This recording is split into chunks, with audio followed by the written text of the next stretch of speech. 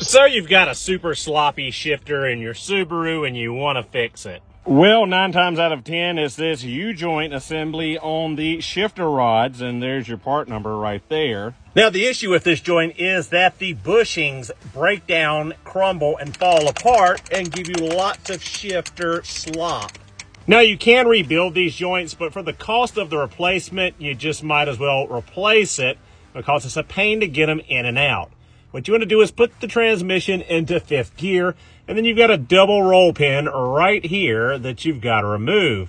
Once you've driven that out, you've got a 12mm bolt and nut at the back to remove, and you can slide the joint off the shift rod at the back of the transmission and replace it. As you see right there, that's the inner roll pin being driven out. Once that's out, you can drive out the outer roll pin. A set of dedicated roll pin punches makes this job so much easier. There's your inner and outer roll pins. Remove the nut and bolt on the opposite side of the joint. And now we should be able to pull our old joint out.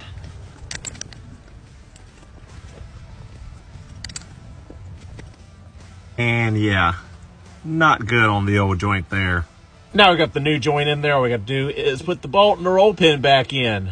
And just like that, we are all done with replacing this joint. Time to check our work. And now, no more sloppy shifter.